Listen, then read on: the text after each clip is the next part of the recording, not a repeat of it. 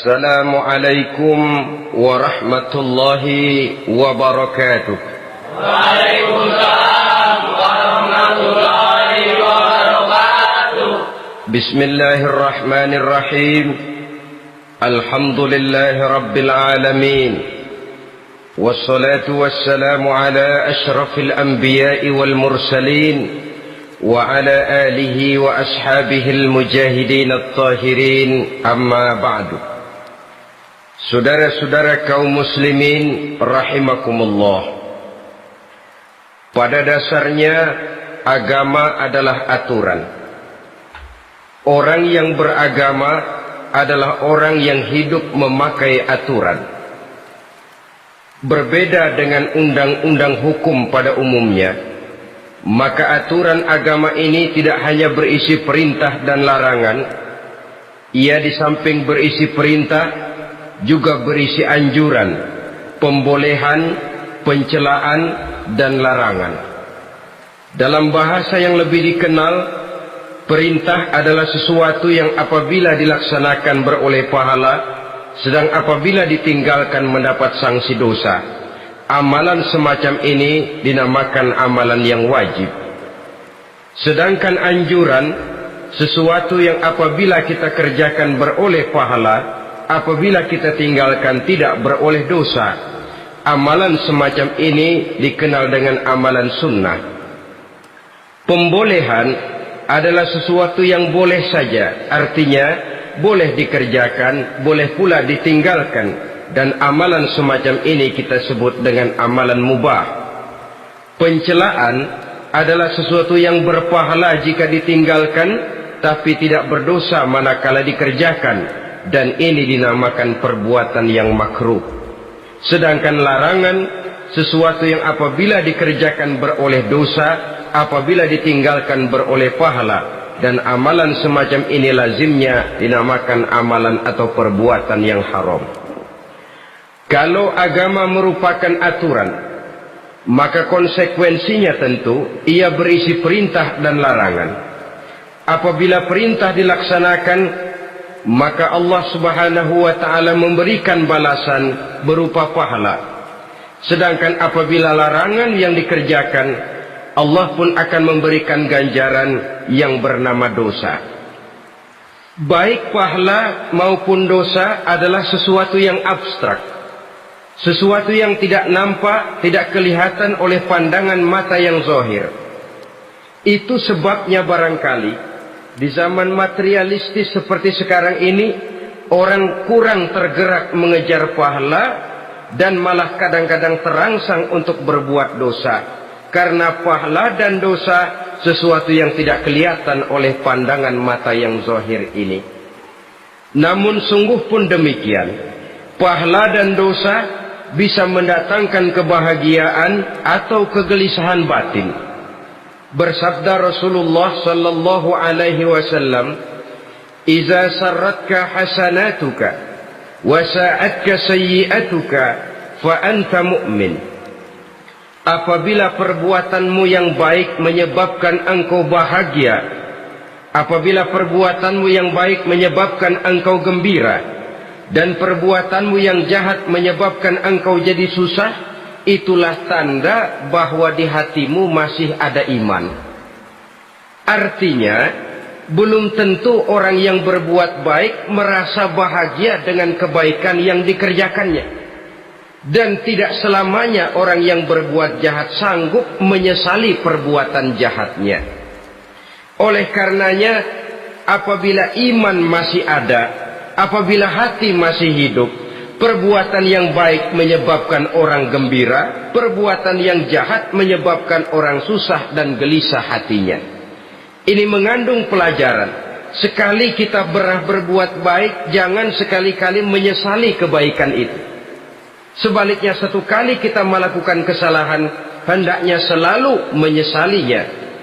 Kadang-kadang dalam kehidupan, karena orang tempat kita berbuat baik itu rupanya membalas air susu dengan air tuba, kita lalu menyesali kebaikan. Lahirlah kata-kata, nyesal saya nolong dia. Ibarat pepatah katanya, nolong anjing kejepit. Waktu kejepit setengah mati kita tolongin, begitu selesai dia dari kejepitnya malah kita digigitnya. Saudara hadirin yang saya muliakan, dalam kehidupan sehari-hari barangkali ini kena filsafat yang disebut dorong mobil mogok. Ketika mobil mogok setengah mati kita dorong, begitu mesin hidup ditinggalkannya kita di belakang. Sesungguhnya perbuatan kita yang baik tidak harus disesali, karena disesali atau tidak toh perbuatan itu sudah kita lakukan. Dan penyesalan atas segala kebaikan hanya akan mengurangi nilai pahala kebaikan itu sendiri. Berbahagialah apabila berbuat baik, walaupun orang yang kita melakukan kebaikan membalasnya dengan kejahatan. Menyesalah apabila berbuat kesalahan, apabila melakukan dosa, karena itu pertanda nilai iman yang masih hidup dalam jiwa kita. Saudara-saudara kaum muslimin yang berbahagia, jadi sungguh pun pahala dan dosa sesuatu yang abstrak, efeknya jelas dia mendatangkan kebahagiaan atau membawa kepada kegelisahan batin di dalam kehidupan manusia. Orang di zaman materialis kurang terangsang berbuat pahala dan terdorong melakukan dosa. Kenapa? Karena pahala tidak kelihatan, dosa tidak nampak. Kalau pahala kelihatan, barangkali nggak kuat kita mikul pahala. Kalau dosa benjol, umpama tiap bikin dosa palanya benjol, barangkali sudah nggak karu-karuan kepala kita. Baik pahala, baik dosa, sesuatu yang tidak nampak oleh pandangan mata zahir, tapi yang punya efek dalam kehidupan ini. Orang yang banyak pahalanya dengan orang yang banyak dosanya, kalau dia berjalan barangkali sulit kita membedakan. Tapi efeknya dalam kehidupan ini jelas adanya. Sesuatu yang bernama pahala kita perlukan, karena hidup tidak berhenti hingga di sini. Sesuatu yang bernama dosa harus kita hindarkan, karena ada kelanjutan sesudah hidup yang sekarang ini, kehidupan dari satu pertanggungan jawab. Itu sebabnya Imam Ghazali dalam bahasa yang indah sekali berpesan, "Jaddidi safinah fa innal bahra amiq wa khuziz zad fa inna safara ba'id." Perbarui selalu kapalmu, rawat, jaga baik-baik, dandani kapalmu, fa innal bahra amiq, karena sesungguhnya lautan ini sangat dalam. Satu bahasa yang indah dari tamsil terhadap kehidupan. Perbaiki kapalmu karena lautan ini sangat dalam. Artinya jaga baik-baik hatimu, pelihara iman dan keyakinanmu, karena hidup ini bagaikan gelombang lautan. Tempo-tempo air tenang, tempo-tempo ombak menggila dan menggunung. Jaga iman baik-baik karena hidup penuh dengan cobaan dan ujian. Itu maksudnya. Wa khuzizat fa inna safara ba'id. Dan bawa bekal yang banyak karena perjalanan hidup ini sangat panjang. Perjalanan ini sangat jauh. Kita kalau pergi keluar kota tentu saja membawa bekal. Makin jauh kota yang akan kita tuju, makin banyak bekal yang harus kita bawa. Alangkah sengsaranya manusia apabila dia akan pergi ke satu kota yang jauh, modalnya cuma nekat. Bagaimana nanti di sana sajalah. Tidak membawa bekal sebagaimana yang sewajarnya. Hal yang semacam ini senangnya sih belum tentu, keblangsak dan susahnya sudah kebayang. Itu dalam kehidupan di dunia ini. Bagaimana kalau sudah bicara tentang kehidupan yang akan datang? Karena sesungguhnya hidup ini merupakan satu perjalanan yang sangat panjang. Sejak kita tinggal di alam arwah, pada saat jasad belum lagi diciptakan Allah, ruh sudah diciptakannya lebih dahulu. Sampai kemudian kita pindah ke alam rahim, alam kandungan ibu. Untuk kemudian berpindah kepada kehidupan dunia.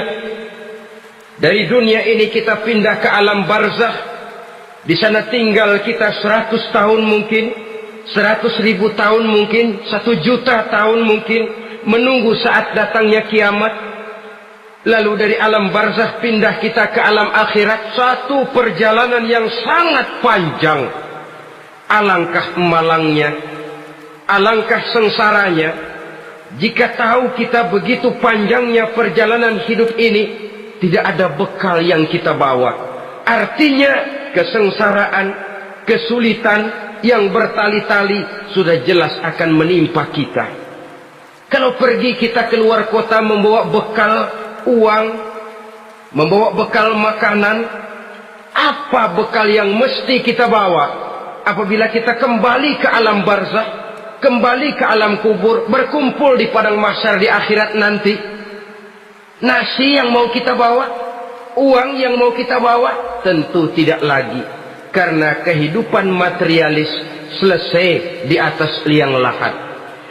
Bila masuk kita ke liang lahat, disitulah pahala dan dosa memegang peranan yang sangat penting.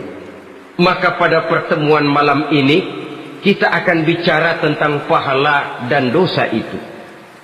Saudara-saudara kaum muslimin rahimakumullah, yang dinamakan pahala, kata Imam Ali Al-Jurjani dalam kitab At-Ta'rifatnya, ma yastahiqqu bihi ar-rahmatu wal maghfiratu minallahi ta'ala, sesuatu yang pelaksananya berhak untuk mendapat rahmah dan ampunan dari Allah. Dengan kata lain, nilai pahala adalah akibat dari perbuatan-perbuatan di dalam melaksanakan perintah dan anjuran yang ada di dalam kehidupan agama. Apabila perintah dan anjuran kita laksanakan, nilai pahala itu lalu datang. Nah, nilai pahala dalam Islam menurut konsepsi Quran, Allah menjelaskan, man jaa bil hasanati falahu asyru amsalha. Barang siapa yang datang membawa satu kebajikan, barang siapa yang melaksanakan satu kebaikan, maka dia akan mendapat balasan 10 kali dari kebaikan yang dikerjakannya. 10 kali ini pun masih dilipat gandakan dengan 7 ini pun masih dikalikan 100, dan itu pun masih ditambah dengan pernyataan wallahu yudha'ifu liman yasha. Allah masih akan melipat gandakan perbuatan baik seseorang yang dikehendakinya. Itulah nikmatnya dalam Islam. Tetapi sebaliknya, wa man jaa bisayyi'ati fala yujza illa mislaha. Barang siapa yang melakukan satu kejahatan, dia tidak akan mendapat balasan kecuali sesuai dengan kejahatan yang dikerjakannya. Alangkah rahman dan rahimnya Allah. Orang yang berbuat baik dibalas 10, dikali 7, dikali 100, masih dilipat gandakan pula. Tapi orang yang berbuat jahat tidak akan mendapat balasan kecuali sesuai dengan kejahatan yang dikerjakannya. Ini kan beda dengan sifat kita manusia. Kita ini kadang-kadang kalau dijitak membalasnya mukul. Tapi kalau orang berbuat baik kepada kita, kita enggan untuk berbuat baik kepada orang tadi. Allah tidak mengajarkan begitu. Satu kebaikan berbalas 10. Satu kejahatan berbalas dengan satu kejahatan. Maha Rahman dan Rahim Allah. Bahkan dalam Islam, niat berbuat baik saja mendapat pahala. Sedangkan niat berbuat jahat belum ditulis merupakan satu dosa sampai kejahatan itu dikerjakan oleh orang yang niat tadi. Umpamanya, saudara niat nanti malam giliran pengajian saya mau hadir di majelis taklim. Pas datang waktu malam, hujan turun sangat lebat. Saudara berhalangan datang ke majelis taklim, saudara sudah mendapat pahala niat. Tapi saudara niat, nanti malam kalau turun hujan, saya mau bongkar rumahnya si fulan, saya mau curi seluruh harta bendanya. Ternyata malam saudara tidak mengerjakan perbuatan itu belum ditulis dosa sampai perbuatan itu benar-benar dikerjakan. Tapi lalu jangan macam-macam, kalau begitu niat aja yang baik biar nggak usah dikerjain. Niat aja pengen ngaji walaupun tidak ada niatan untuk ngaji. Allah lebih tahu tentang apa yang terdetik di dalam hati sanubari kita. Itulah sebabnya sangat dianjurkan orang untuk melakukan segala macam kebajikan, dan dianjurkan orang menjauhkan segala macam bentuk kejahatan, karena dia akan berefek melahirkan dosa dan pahala. Dosa dan pahala itulah alat untuk memperoleh kebahagiaan di alam kubur, di padang mahsyar, sampai di akhirat nanti. Di dunia ini mungkin segalanya bisa kita beli dengan yang namanya uang. Keamanan kita bisa menyewa petugas untuk menjaga rumah kita. Kendaraan yang mewah bisa kita beli. Udara yang sejuk bisa kita ciptakan. Siapa banyak uang dia raja. Mungkin itu di dunia. Tapi bisa apa uang kalau kita sudah masuk ke alam kubur? Bisakah munkar nakir kita sogok? Udah karkir, jangan nanya nih, cepet. Bisakah malaikat azab menyingkir dengan uang semir? Ternyata tidak. Untuk memperoleh kebahagiaan di sana, nilai pahala. Kesengsaraan akan kita dapat kalau kita banyak menumpuk dosa. Oleh karena itu jangan beranggapan, pahala nggak kelihatan, dosa juga nggak kelihatan, biarin saja. Yang tidak kelihatan ini pada waktunya akan memegang peranan yang sangat penting. Tapi tidak cuma untuk menghadapi hidup di situ, kita lalu harus berbuat baik dan meninggalkan yang jahat. Terutama juga di dunia ini. Toh pepatah bilang gajah mati meninggalkan gading, harimau mati meninggalkan belang. Apa yang akan kita tinggalkan setelah kita mati? Kita ingin jasad kita boleh hancur terkubur tanah, tapi nama kita ingin hidup terus, dikenang orang 100, 1000, bahkan 1.000.000 tahun yang akan datang. Ditulis orang dengan tinta emas dalam sejarah, tercatat kita sebagai orang baik-baik. Saudara-saudara kaum muslimin rahimakumullah. Lalu perbuatan apa yang bisa mendatangkan pahala itu? Saudara-saudara, semua perbuatan yang diperintah dan dianjurkan oleh Allah, yang dikerjakan dengan ikhlas hanya untuk mencapai ridho Allah, mendatangkan pahala. Kadang-kadang menurut pendapat kita remeh, tapi nilainya di sisi Allah besar. Itu pahala. Menghitung pahala itu hak prerogatif Allah. Perbuatan yang ringan Allah mau berikan ganjaran yang besar, itu urusan Allah. Misalnya kata Nabi, la tahkiranna minal ma'rufi syai'an. Jangan kamu menganggap remeh perbuatan baik walaupun kecil. Jangan merasa sulit melakukan perbuatan yang mengandung pahala. Bertemu dengan teman, muka kita cerah, berpahala. Menyingkirkan duri di jalanan, berpahala. Menolong orang yang sesat, memberitahu orang yang bertanya, berpahala. Tidak sulit kalau kita mau. Yang diperintah dan dianjurkan oleh agama, itu perbuatan yang mengandung nilai-nilai pahala. Masalahnya cuma tinggal mau atau tidak, dan dikerjakan dengan ikhlas. Bertemu teman, mukanya cerah, pahala. Menyingkirkan duri di jalanan, pahala. Sodakoh, pahala. Tidak berupa perbuatan, bisa berupa ucapan.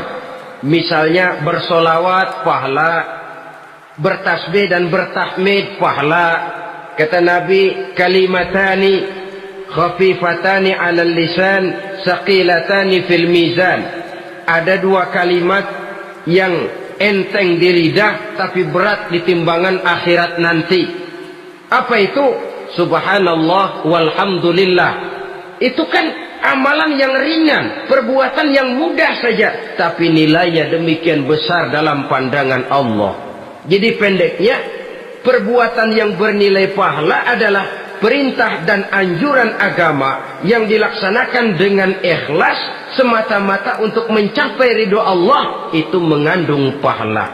Niat dasarnya itu harus karena Allah, landasannya harus karena ikhlas.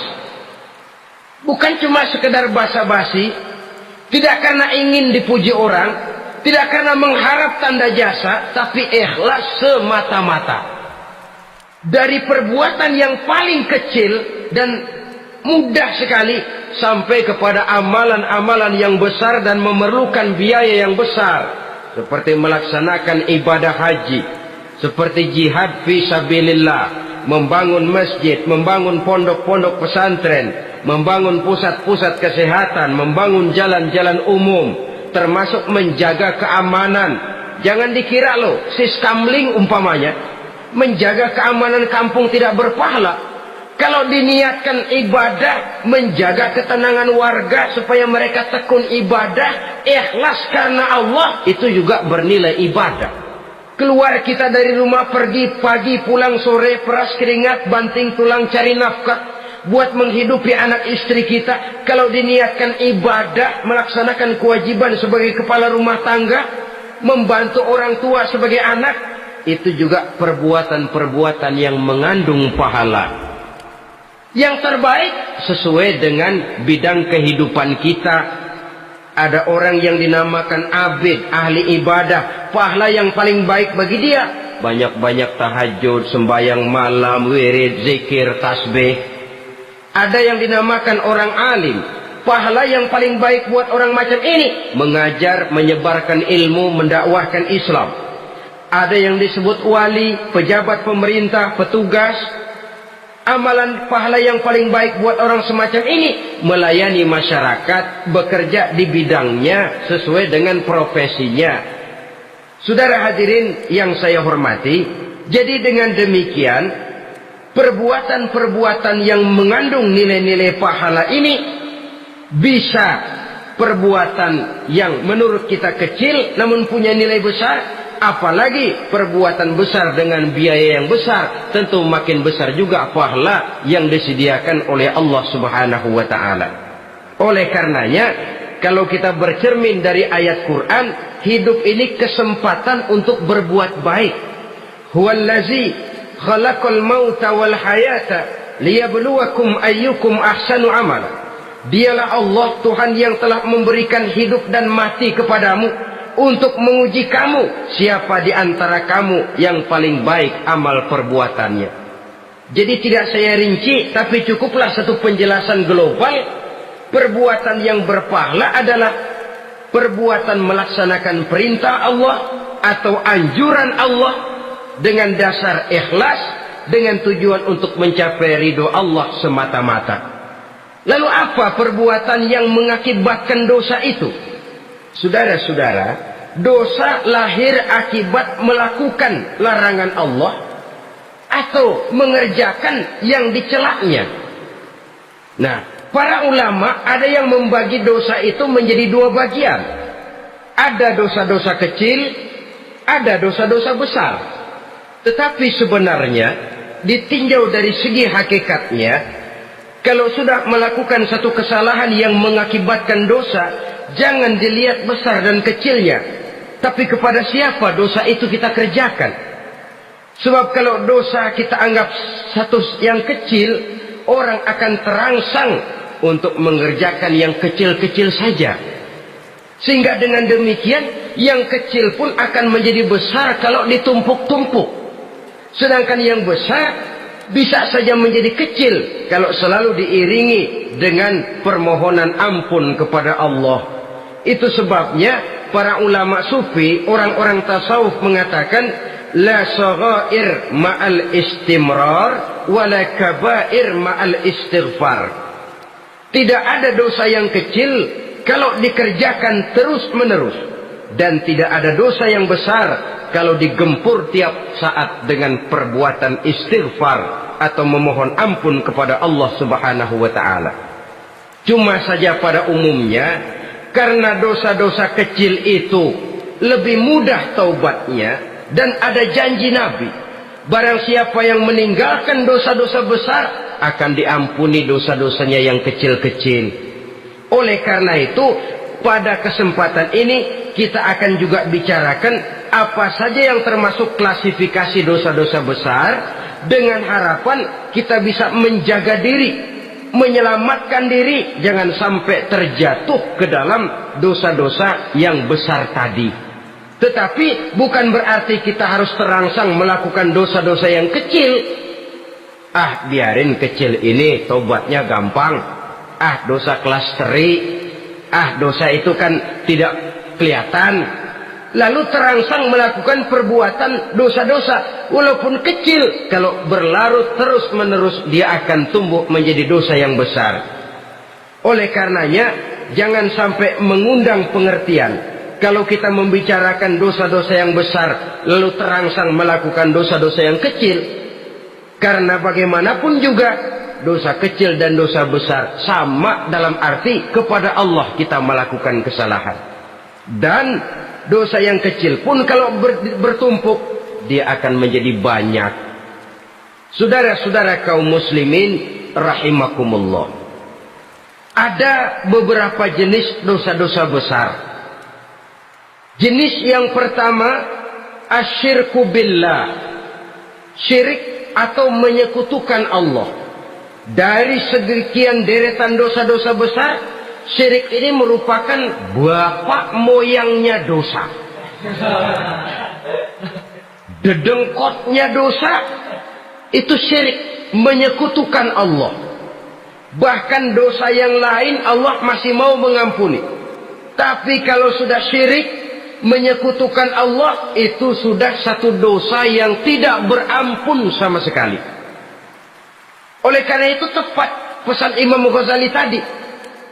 Jadi di safinah fa innal bahra amik. Jaga iman, pelihara akidah, dandani kapal. Karena hidup ini gelombang lautan sangat dalam, hidup banyak cobaan.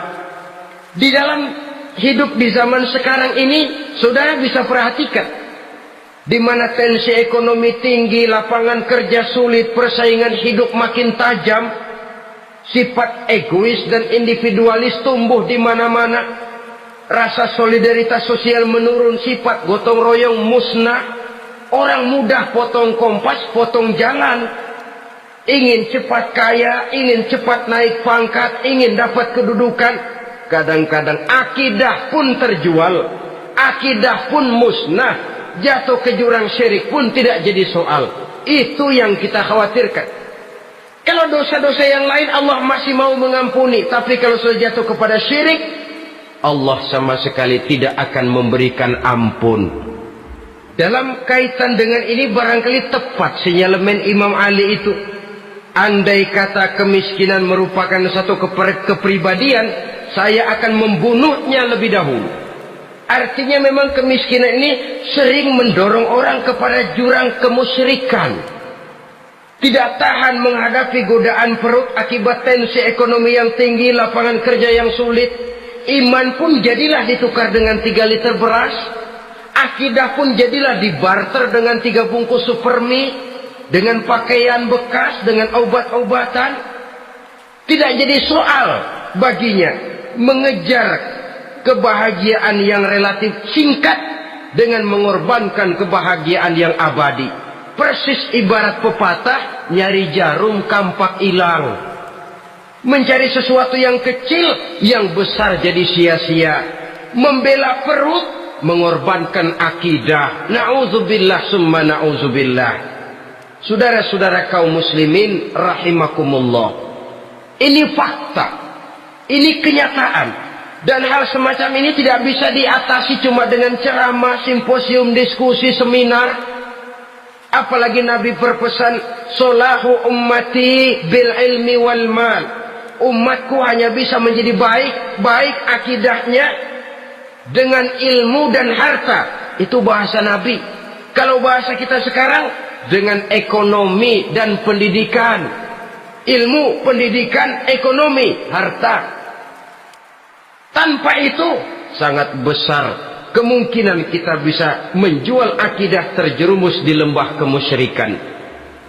Maka terutama kepada saudara-saudara saya, muslimin yang terpencil jauh dari kota-kota besar, yang kadang dalam kehidupan seharinya imannya sering digoda oleh supermi, akidahnya sering ditantang oleh pembagian beras, pakaian-pakaian bekas, obat-obatan dan sebagainya.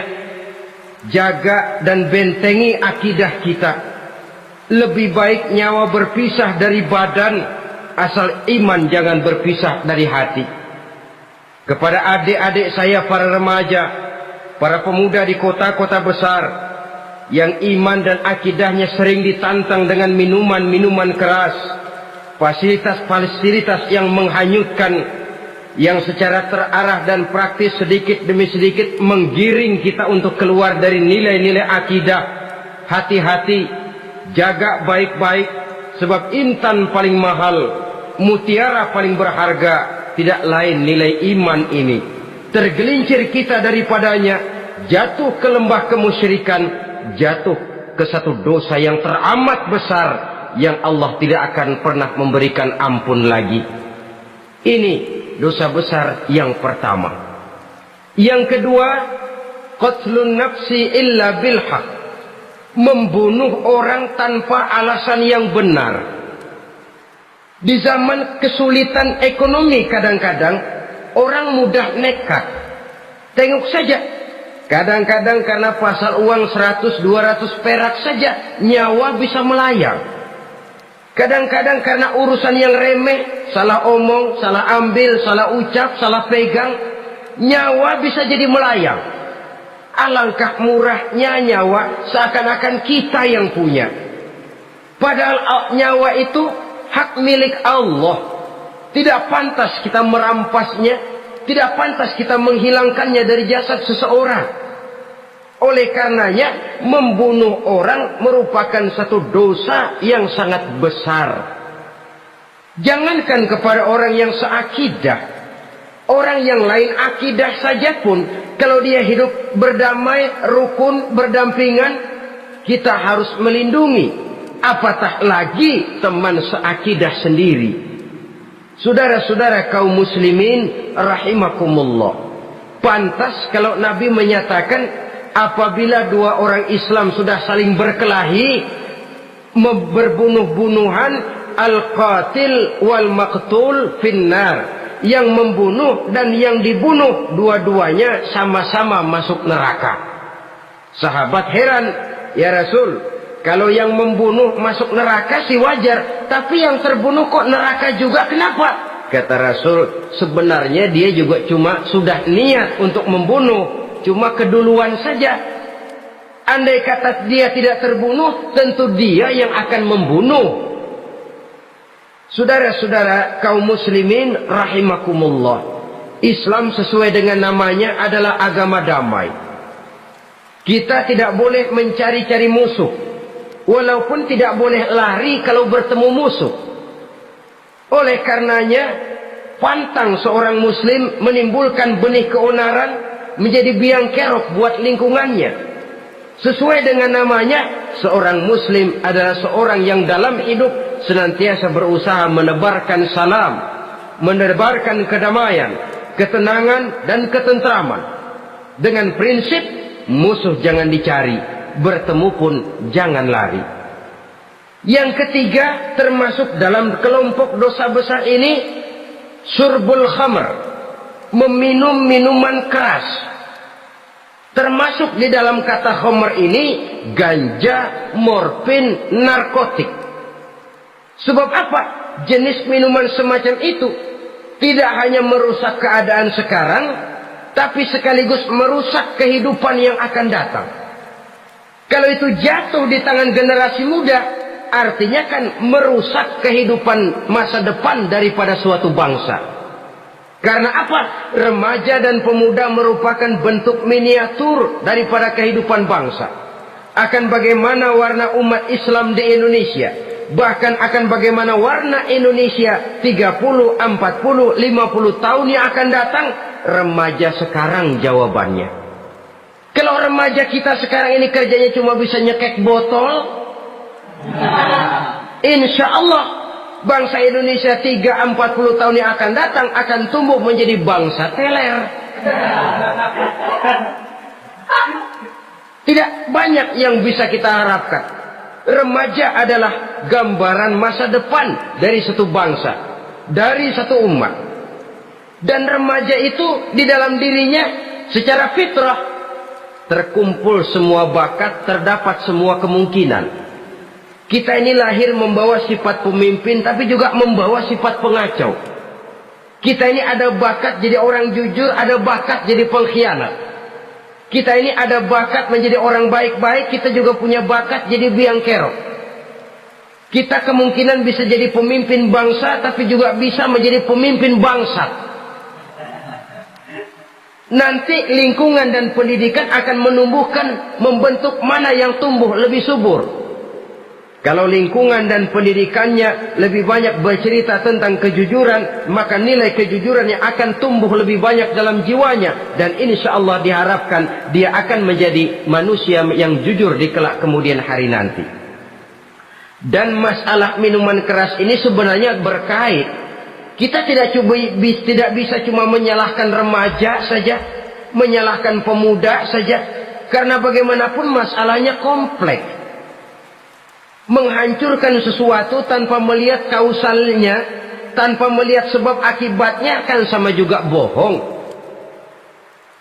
Kemungkinan karena broken home, kemungkinan karena pergaulan, kemungkinan karena kurang perhatian orang tua, kemungkinan karena akibat bacaan, tontonan, atau fasilitas berupa dibukanya pabrik-pabrik minuman keras, dijualnya minuman-minuman keras, di warung-warung yang remang-remang, yang memberikan kenikmatan, kebahagiaan dan kebanggaan tersendiri, sehingga akhirnya orang terangsang untuk datang dan minum di sana.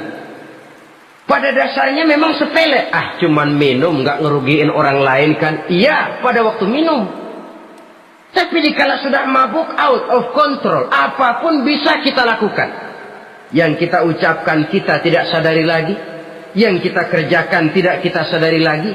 Dikala itu segala macam kejahatan bukan sesuatu yang tidak mungkin untuk kita laksanakan. Nggak ngerugiin orang lain, memang pada saat mau minum. Tapi begitu minum, mabuk, kita bisa merugikan orang lain. Setidaknya merugikan diri sendiri. Pertumbuhan IQ menjadi lemah, semangat kehidupan hilang, gairah kerja menurun, kalau tidak ada sama sekali. Lalu apa yang bisa kita lakukan di dalam kehidupan?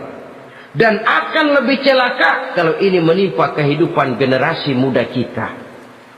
Kadang-kadang yang ironi ya, kalau yang orang tuanya mampu barangkali masih tertolong, tapi yang orang tuanya kondisi ekonomi lemah masih kepengen teler juga. Orang tuanya nggak mampu masih pengen mabuk. Dari ganja, morfin nggak dapat, akhirnya kaleng ces diisepin. Yang penting kan bisa teler, mendatangkan satu kebahagiaan tersendiri. Itu sebabnya memang satu kejahatan menurut teori polisi ya hanya bisa terjadi karena faktor N dan K, niat dan kesempatan. Niat ada, kesempatan ada, jadi orang jahat. Kurang salah satunya, biasanya kejahatan terbendung. Niat ada, kesempatan tidak ada, sulit berbuat jahat. Kesempatan ada, niat tidak ada, tidak mungkin orang jahat. Tapi yang paling dominan sebenarnya niat. Kalau niat sudah kuat, kesempatan bisa dicari. Kesempatan bisa diciptakan. Biar Hansip nongkrong, ditungguin lengahnya. Ya biarin, jam 11 sampai jam 2. Matanya melotot, jam 3 dia mulai ngulet, ngempet. Nah, di saat itu saya masuk ke rumahnya. Kalau niat kuat, kesempatan bisa diciptakan. Dan kalau sudah niat, ini masalah hati. Kalau sudah masalah hati, menyangkut soal moral. Moral artinya sudah masuk kepada kehidupan agama.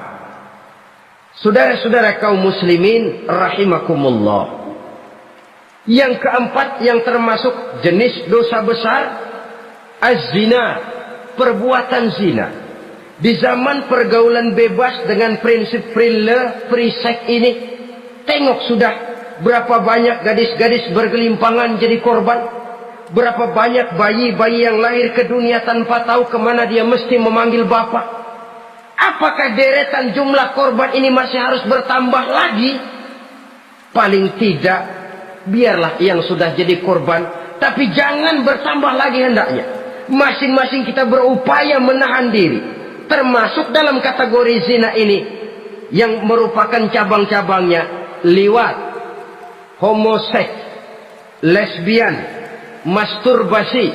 Bahkan masturbasi itu termasuk jenis zina tangan, dan itu juga merupakan satu dosa.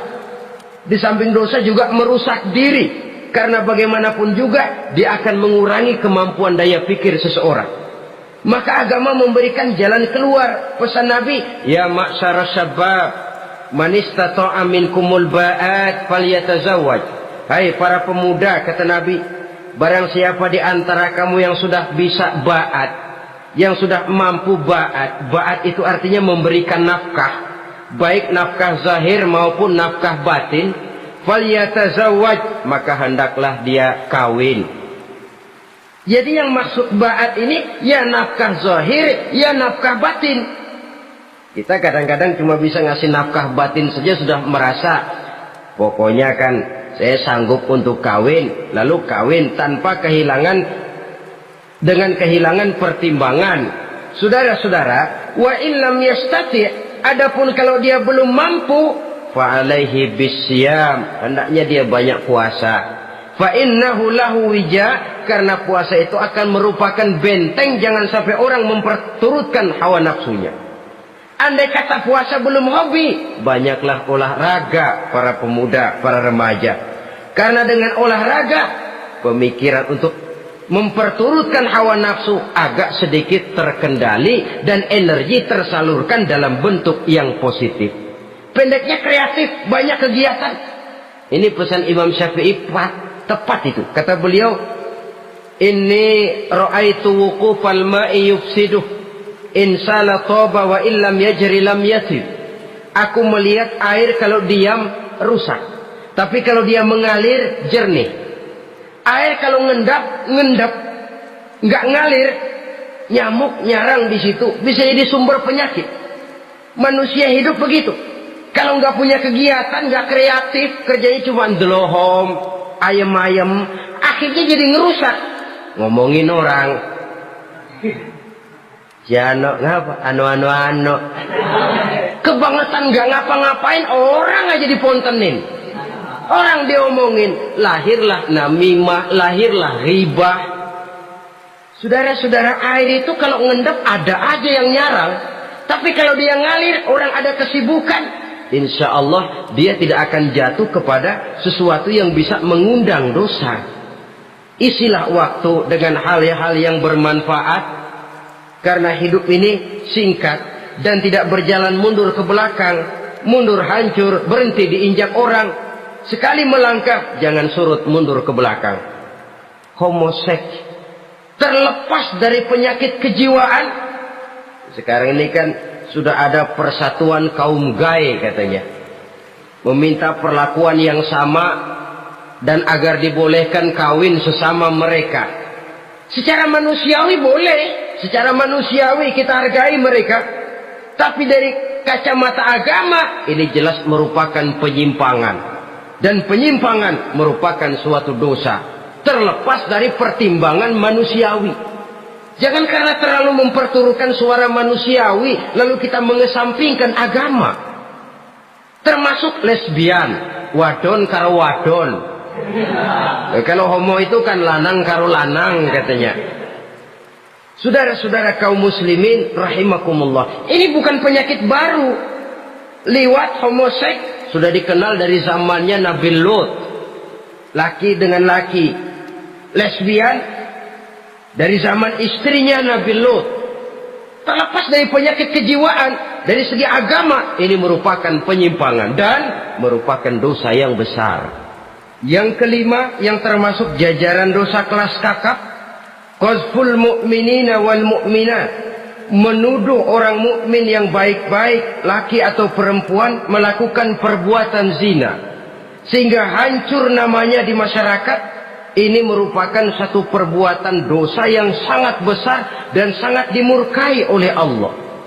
Saudara-saudara kaum muslimin rahimakumullah, oleh sebab itu tentang masalah ini, kalau memang tidak ada saksi, jangan sembarang kita enteng lidah menuduh orang lain berbuat zina, menuduh orang lain berbuat serong. Dosanya kelewat besar di dalam kehidupan. Karena apa? Mencari harga diri itu berat. Memelihara kehormatan diri jauh lebih berat. Satu kali orang dihancurkan namanya di masyarakat, dia akan terisolir jadinya. Oleh karenanya, berlindung kita kepada Allah, jangan sampailah dihinggapi oleh sifat ini.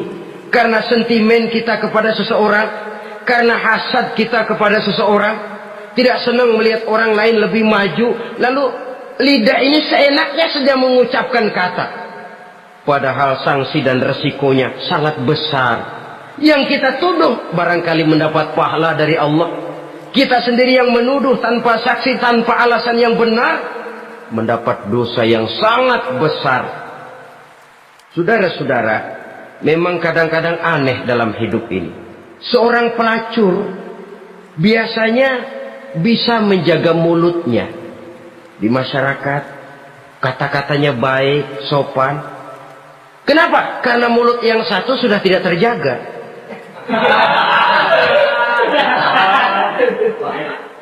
Kita kadang-kadang kehormatan bisa kita jaga, tapi mulut tidak terkontrol.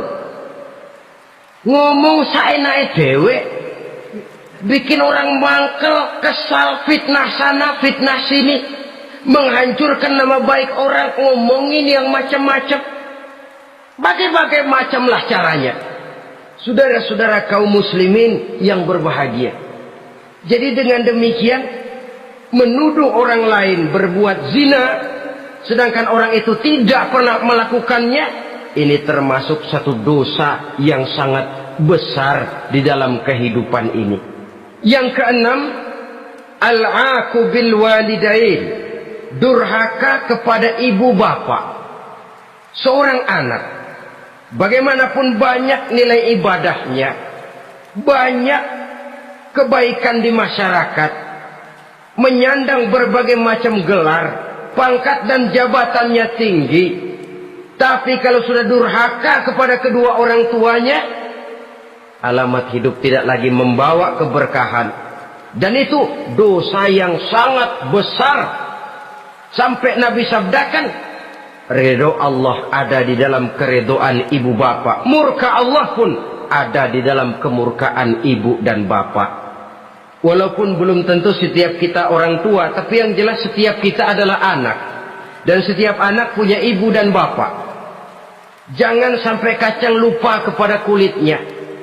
Saudara-saudara kaum muslimin rahimakumullah, durhaka kepada ibu bapak merupakan perbuatan yang sangat dimurkai oleh Allah.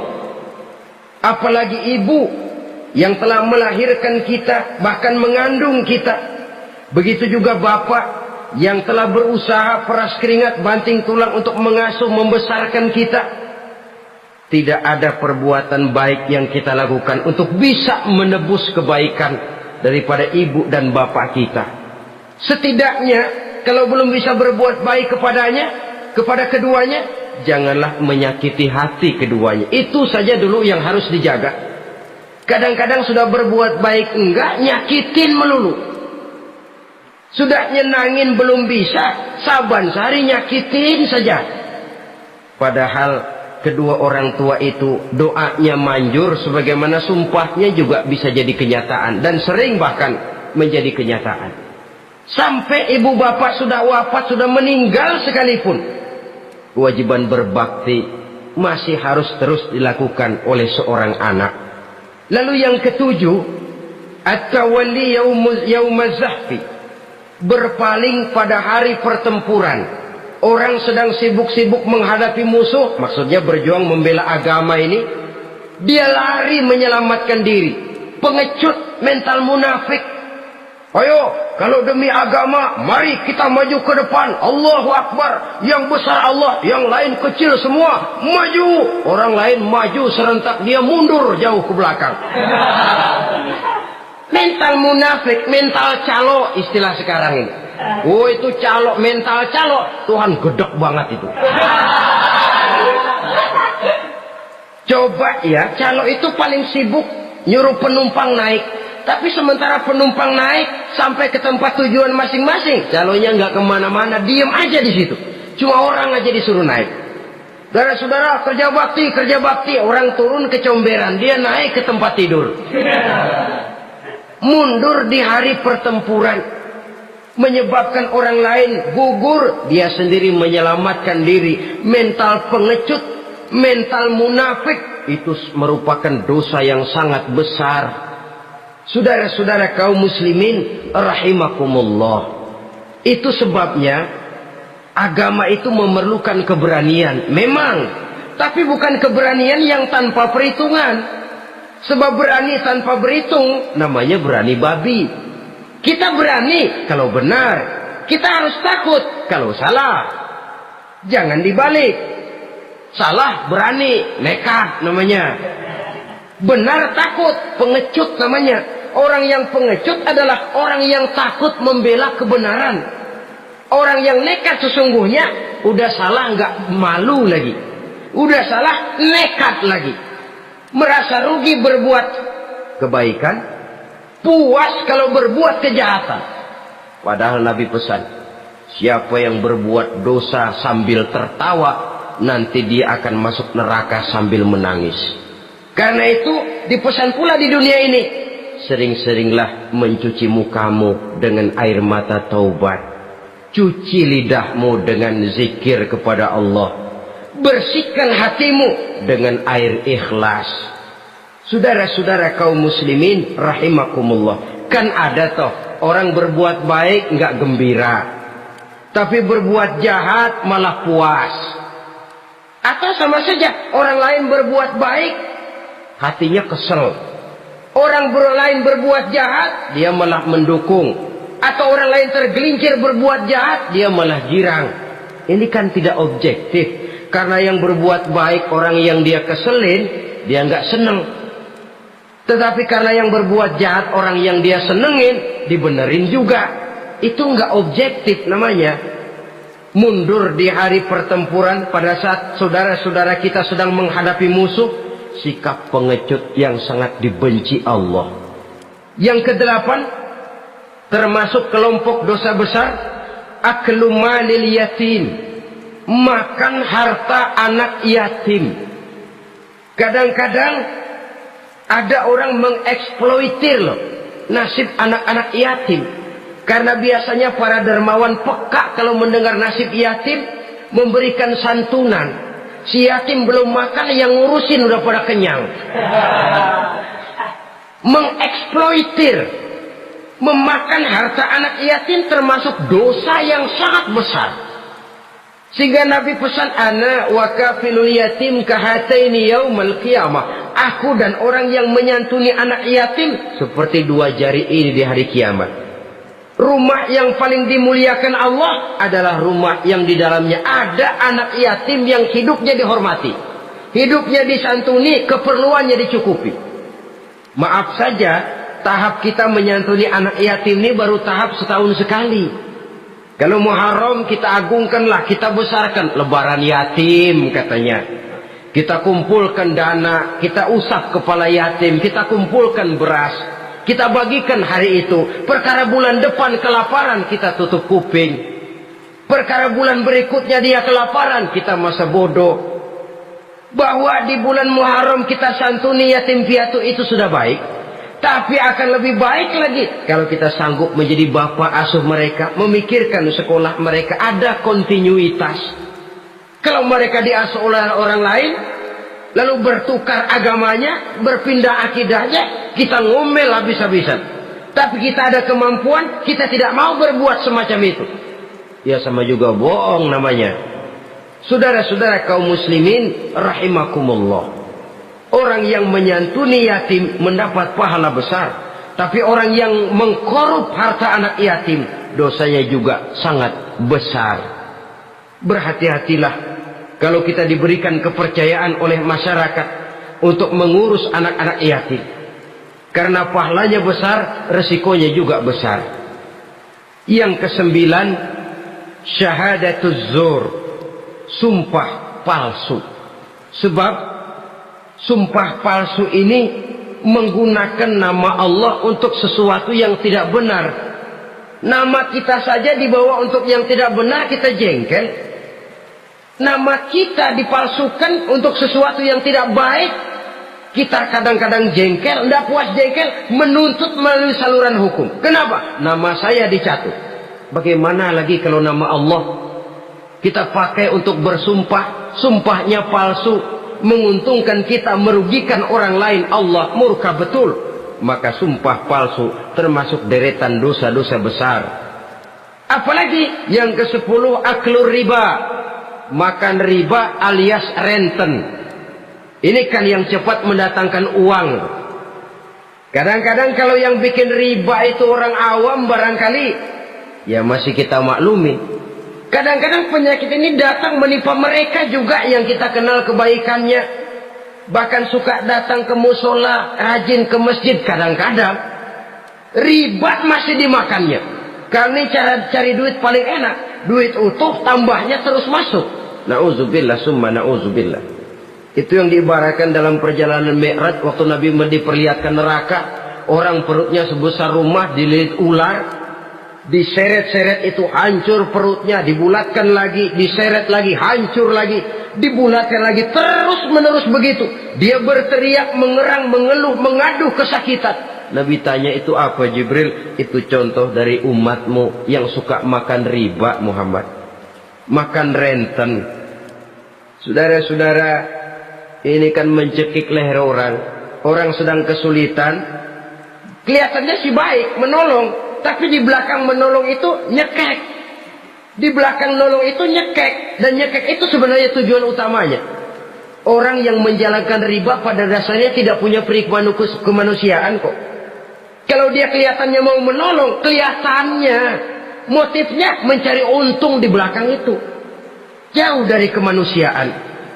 Yang ke-11, saudara-saudara, termasuk jajaran dosa besar itu qat'ur rahim, memutuskan silaturahmi. Marah, hobi sama marah. Kalau 3 hari nggak marahan sama orang, ngebet palanya. Selalu nyari gara-gara. Kalau udah marah berlaku perpanjangan waktu. Tahun, 2 tahun, kadang-kadang seumur hidup. Saudara hadirin yang saya muliakan. Apalagi mengurangi timbangan termasuk kelas dosa besar. Makan suap termasuk dosa besar. Semir menyemir dosa besar. Apalagi bunuh diri. Nah, bunuh diri dosa besar.